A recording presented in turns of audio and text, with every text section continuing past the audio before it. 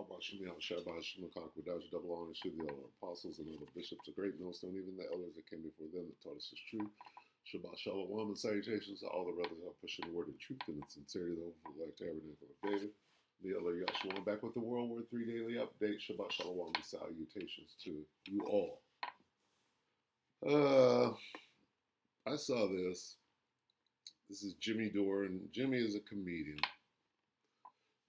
And so I'm sure that this is going to be funny. Trump admits he launched Iran war for Israel with Larry Johnson. So Larry is what is Larry? Larry is CIA.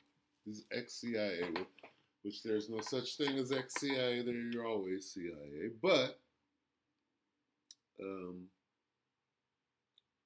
want to watch a little bit of this and be entertained slightly. Because Jimmy's funny. I think he's a Jake Irishman. But what am I going to get with that? Let's get rumors. Let me see. I forget what that is too. It's Genesis. It's not Genesis. It's Jeremiah 40.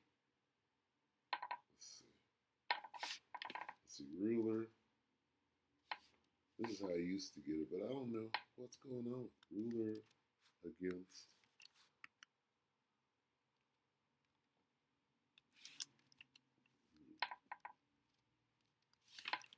This used to bring it up for me. That is not it. It's like Jeremiah 51. Jeremiah 51:46. I'm going to read it in NLT because of this approaching forces. Okay? But do not panic. Don't be afraid when you hear the first rumor of approaching forces. See, if we read that in the King James, it doesn't give you the indication that it's talking about military. Unless your heart faint and ye fear for the rumor that should be heard in the land, a rumor shall both come 1 year, and after that in another year shall come a rumor, and violence in the land, ruler against ruler. When we read that here, we get approaching forces, which brings in military energy. But do not panic, do not be afraid, or don't be afraid when you hear the first rumor of approaching forces. For rumors will keep coming year by year. Violence will erupt in the land as leaders fight against each other. Anyway, let's hear some rumors on the old Jimmy Dore show. Take it away, Jimmy. Let's see. Commercial first. Let's go back to the head. Where we at?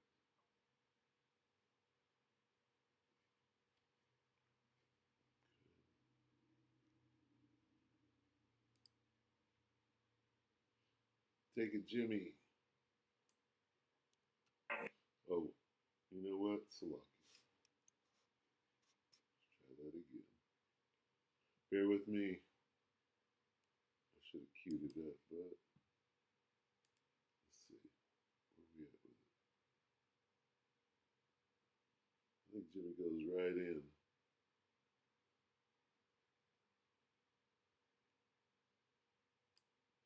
Take it, Jimmy.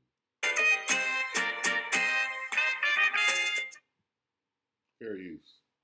Hey, welcome to the special morning edition of the Jimmy Dore Show, which, by the way, always throws me off. I'm not a morning person. I'm a nightclub performer. So you can understand how crazy it is for me to even attempt to do this. Nightclub performer. Somehow we've been pulling it off for the last few weeks. This week, a little extra crazy. But we have a special guest. Let's bring him right in. Larry Johnson is a former CIA analyst and deputy director of the State Department's Office of Counterterrorism from 1989 to 1993, where he specialized in transportation security and anti-terrorism training. After leaving government service, he co-founded Berg Associates, an international consulting firm focused on terrorism, aviation security, and crisis management. Are you already being entertained with the Judge Knapp impersonation? Currently published analysis and intelligence on national security and political issues at sonar21.com. Larry Johnson, thank you for always accommodating my schedule, my friend. I appreciate you. You always have got great analysis, and I appreciate you getting up extra early for us today. How are you today, Larry? Great Judge Napolitano imitation, man. But hey, you're a professional. You're supposed to be able to pull that off. I'm doing what I can, Larry. Anyway, uh, Yeah. I wanted to show you this. So Trump went on with Sean Hannity, and he kind of told the truth a little bit. Well, let me just get your reaction to it Rumors. about why. Rumors. Wars and rumors, wars and threats, wars and news, wars and reports. War with Iran. We don't need it at all. We don't need it at all. We don't need it at all. Fair enough. So Well, I mean, you could make the case, like, why are we even? We're doing it to help. Paul Hall, 144,000 right up here. Slock And to help Saudi Arabia, and to help Qatar and UAE, and Kuwait and other countries, Bahrain. it also helps China. And I told them today, I said, we're helping you. And we're helping you in another way because I don't think China wants Iran to have a nuclear weapon either. I said, they're stone cold crazy. You don't need them having a nuclear weapon either. What did he say? What did he say? Well, he's not going to respond too much. He's a pretty cool guy. He's not going to say, "Oh, gee, that's a good point." I think he might. What's he going to do? Oh, Say, I mean, what a wonderful point. You think he agreed? Yeah, I think that was the I think impression. I don't think he wants them to. No, he would like to see it end. They got dog walked over there. Babylon did. The Chaldeans of Babylonian, the Chaldees of the Babylonian excellency got dog walked over there in Moab. But So, he's been good about it, so there is Donald Trump admitting that America has no interest in the Iran war. That we're doing it for a handful of other countries, including China. China. We've started a war so we can help out China. China. So, Pump your oil. Larry, go take this. That's just stunning to me. It's stunning to me. He's admitting we have no interest in this and that we're doing this for Israel. And now he's saying we're doing it for China. What's your reaction to this as a professional in this space? Well, I come at it with a twisted point of view. I could see the Chinese saying, hey, yeah, thanks a lot, Trump, for doing this. Because what you've done is you've now depleted your weapons systems that you were originally going to use against us. Mm-hmm. And now you're coming to us asking for the rare earth minerals that you need to build those weapons so that you can attack us in 2 years. So All these things I said in an earlier video. it's great. We're really glad you did this because you've now weakened yourself dramatically. That's how he's helped the Chinese. But the fact that he confirmed what Marco Rubio said, at the outset of this war, it's because of Israel. And the whole nuclear red herring, that's what's really so absurd. Because, the United States was trying to destroy Iran, the Islamic Republic, well before they were even had a viable nuclear enrichment program. So the nuclear weapon, the so-called quest for a nuclear weapon by the Iranians, which they've always said they weren't doing, that's just been an excuse for us to try to destroy Iran. And the real reason why we want to destroy Iran, I'll take a guess at it, and then you tell me what you think, is because they had the temerity to not want to be controlled by the United States and the West. So that in 1953, we famously overthrew their democratically elected government, Mossadegh, because he wanted to keep the oil for his own people, and we were like, no, what's all our oil doing under your land? So we overthrew him, installed a very oppressive dictator in the Shah of Iran. They then revolted against them, and how dare they do that? And so ever since then, we've been trying to just exert our power and try to take back over Iran. Isn't that the real reason why we've been doing this? And go ahead, I'll stop. Well, no, you understand it. We need to make you the national security advisor. At least you understand the issue, because look, Iran is one of the very few countries in the world where a country where the United States engineered a coup or an orange revolution or however you want to call it, and the people organically, this was an internal revolution. They stood up and tossed out the U.S. puppets. And we've never forgiven them for that. It's important for the American people to understand that from the moment, when the students took over the U.S. Embassy, held Americans hostage for 300 plus days, launched the career of Ted Koppel, um, it, it was it was during that period that Jimmy Carter signed a finding that authorized the CIA to begin working with Saddam Hussein and the Gulf Arabs. He worked with the Gulf Arabs to collect the money that was going to fund Saddam's war that Saddam launched against Iran. And then we began under Reagan providing chemical weapons, biological weapons, and intelligence to Iraq to attack Iran. In which later we accused them of having weapons of mass destruction, which they didn't have, and we used that to go carpet bomb and what they call shock and awe them. Those same weapons that we gave them, the weapons he's describing right now, are the weapons of mass destruction that they referred to and used, whether they were there or not. They used those weapons that they gave them as the pretense for invading. This was this was an internal revolution. They stood up and tossed out the U.S. puppets. And we've never forgiven them for that.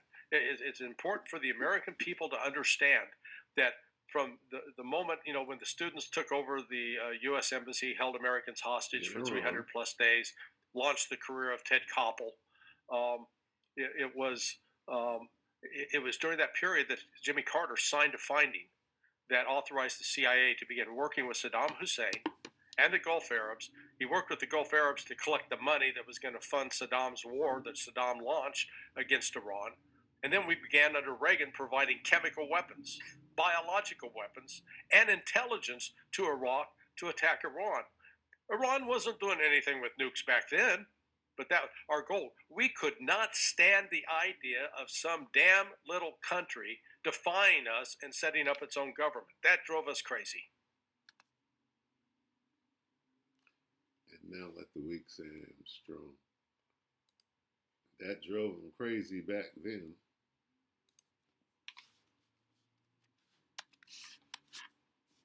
What are they doing now? Joel 3 and 10, beat your plowshares into swords and your pruning hooks into spears. Let the weak say I am strong. What are they doing now? And I remember Bill Hicks saying that Donald, we were sure of that they had chemical weapons in Iraq, and how did we know that? Well, we looked at the receipt. Yeah, yeah, and so this whole this war has so they rise. This idea that we've been at war with Iran for 47 years, you hear, or they've been at war with. Boy, it's such a well kept secret. Even Iran didn't know they were at war with us. Right. What is your response when you hear propagandists and tools of the military industrial complex say that Iran has been at war with us for 47 years? What is your response to that? Now, Iran didn't attack Iraq back in 1980. It wasn't Iran that supplied chemical weapons. It was us to them. And Iraq carried out 20 chemical weapon attacks on Iran during the course of that 9-year war that started in 1980, ended in 1988. That I know the guy who hand carried the intelligence to the government of Iraq to be used to launch military plans for attacking Iran. Pat Lang, he's unfortunately deceased now. So the United States, it's the United States who's been funding and supporting a terrorist group called the MEK. MEK was put on the list of U.S. designated foreign terrorist organizations in 1997, even though it had a 25-year track record of carrying out terrorist attacks, including attacks against Americans in Iran. But under Barack Obama and Hillary Clinton, they took them off the list. And the CIA, my old outfit, they began working with and providing direct financial support and training to the MEK back in 2004. So we've been the ones carrying out terrorist attacks against Iran. The fact is, Iran has not carried out a single terrorist attack by Iran against the United States. And we say, well, look at what they've done with Hezbollah and Hamas. And again, when you look at the number of terrorist attacks against the United States, 90% of them over since 2020, 2000 have been carried out by radical Sunni groups that not only have no connection with Iran, but Iran was actually fighting those groups. So that's the other big lie, that Iran's the number one sponsor of terrorism. No, it's not.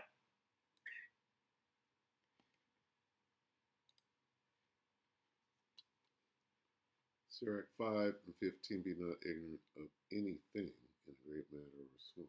That's a big old truth. Who's the world state sponsor of terrorism? Small hats. With that, we pray that the elect will edify you, brother and few sisters. Shabbat shalom.